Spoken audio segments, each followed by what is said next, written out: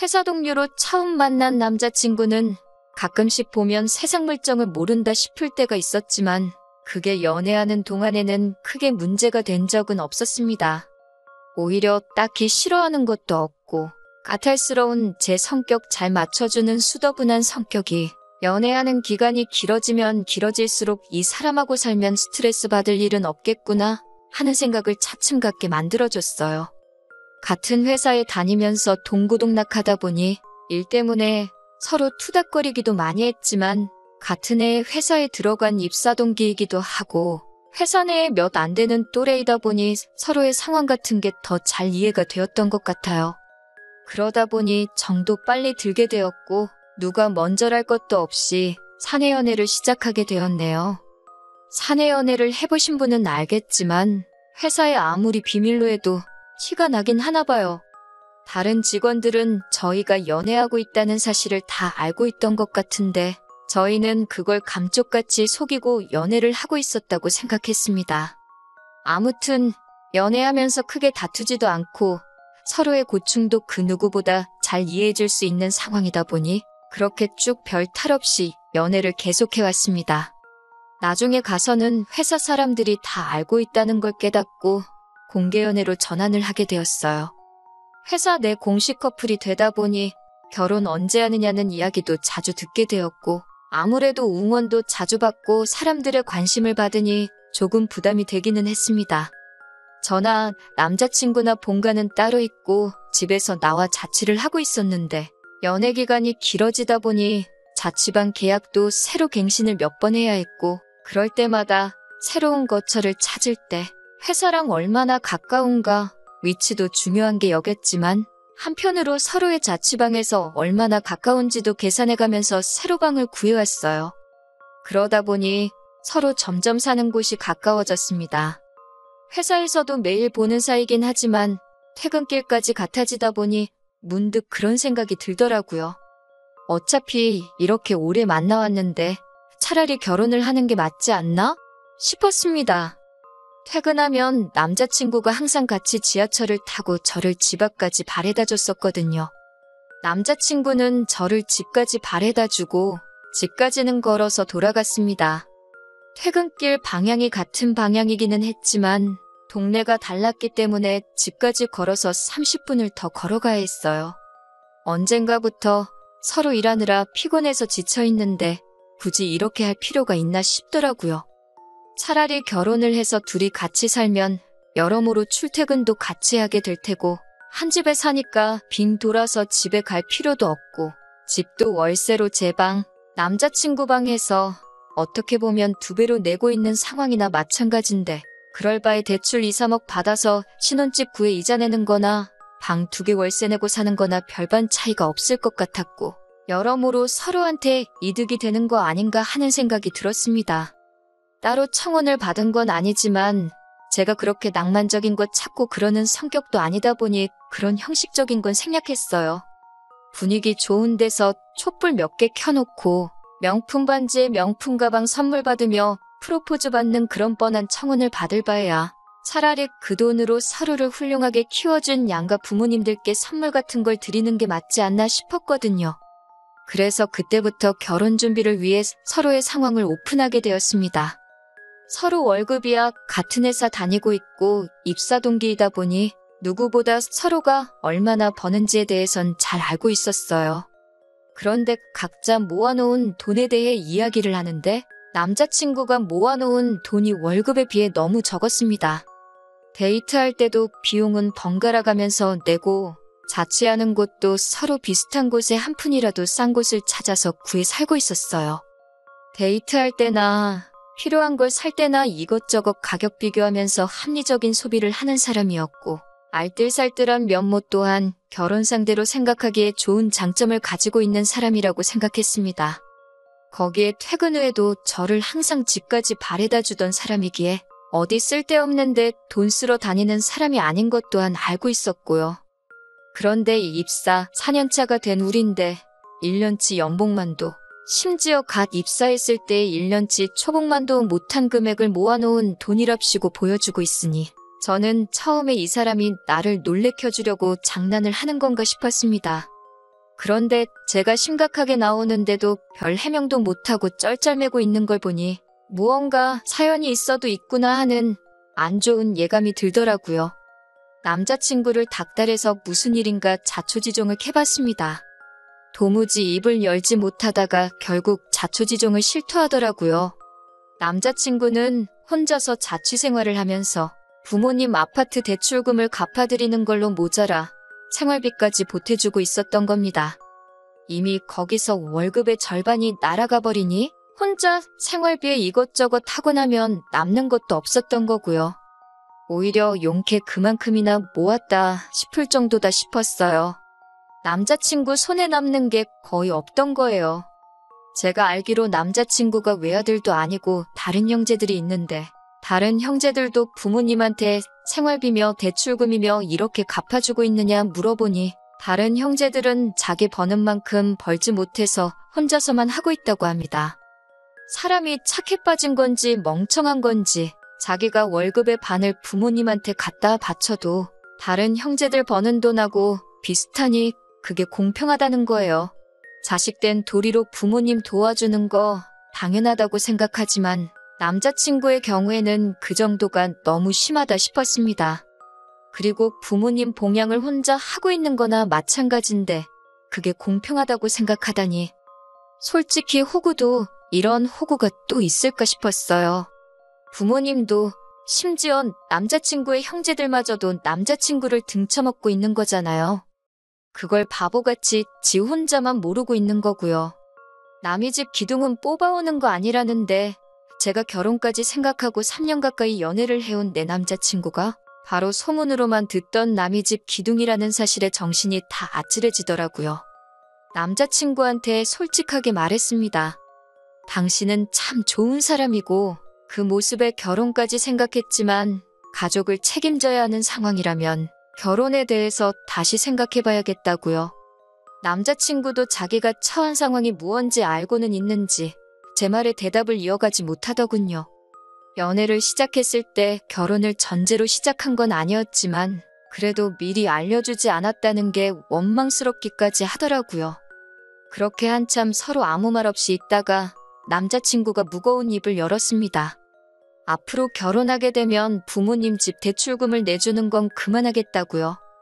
그리고 저한테 경제권을 넘겨준다고 하더라고요.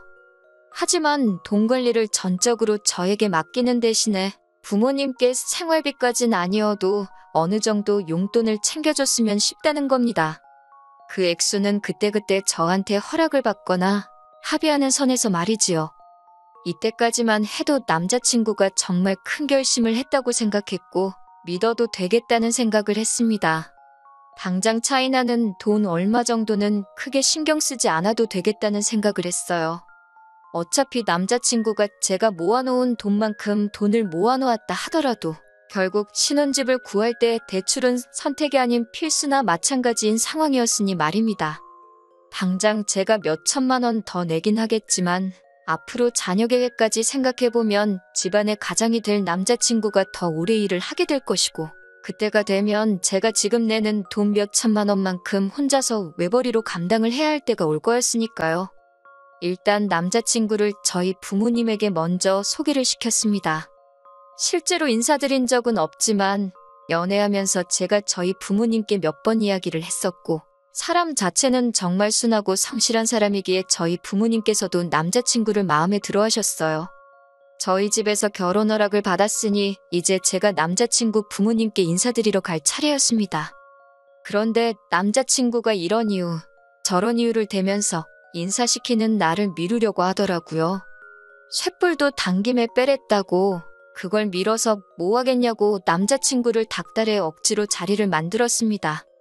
남자친구가 부모님께 저를 소개를 안 시켜주려고 하길래 저는 혹시 남자친구 부모님이 저를 마음에 안 들어 하시나 하는 생각을 했습니다. 그런데 인사드리러 처음 만난 자리에서 저를 엄청 반겨주시고 잘해주셨어요. 아들한테 말로만 들었다면서 정말 꼭 보고 싶었다고 하시면서 말입니다. 자리 분위기가 그렇게 좋았는데 유독 남자친구만 좌불안석 안절부절하고 있었습니다. 긴장이 될 수도 있겠다 싶었는데 그게 아니더라고요. 이야기를 나누다가 생활비 이야기가 나왔습니다. 결혼하고도 아들이 내주던 대출금도 내주고 생활비까지 주겠다니 요즘 저 같은 며느리 보는 운 좋은 시부모는 당신들밖에 없을 거라고 하시는 거예요. 남자친구와 이야기했던 앞으로의 계획을 전혀 모르는 눈치인 걸 보니 그때 딱 깨달았습니다. 남자친구가 부모님께 인사시키는 걸 미루던 진짜 이유를 말이지요. 어떻게 이야기를 꺼내야 할지 모르겠으니 아예 말조차 꺼내지 않았던 거예요. 그래서 제가 대신 입을 열었습니다. 그건 남자친구가 말씀을 아직 안 드린 것 같은데 결혼 후에는 저희도 신혼집을 구하면서 대출금이 생기고 경제적으로 빠듯해지기 때문에 불가능하게 될 것 같다고요. 그 말이 끝나기가 무섭게 남자친구 어머니의 표정이 싹 바뀌더라고요. 그거에 대해선 들은 바가 없다며 아까까지는 저를 무슨 세계 최고의 며느리라고 생각하던 사람이 이제는 당신 아들 경제권 뺏어가서 권력을 휘두르며 부모 자식 사이 이간질하려는 천하의 나쁜 사람 대우를 하시더라고요.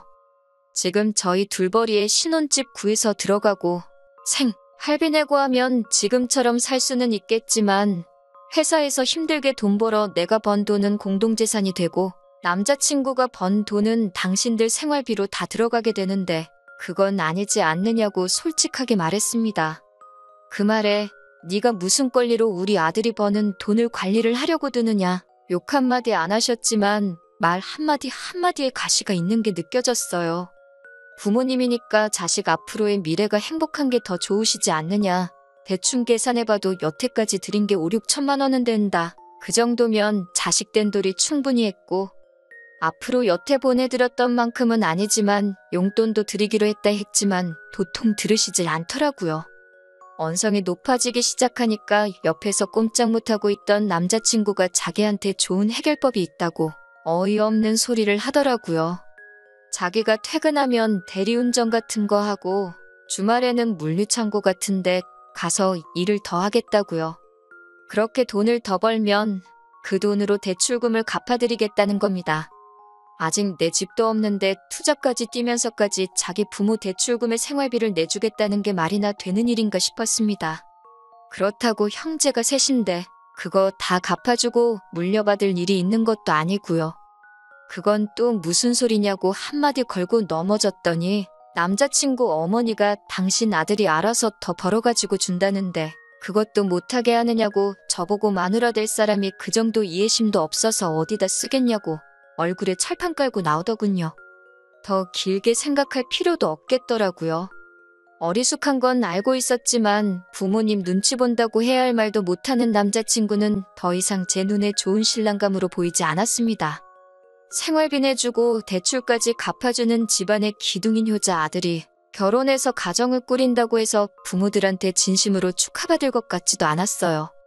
오히려 당신들 당연히 받을 돈 뺏어간다고 싫어하지는 않으면 다행이라는 생각이 들었고요.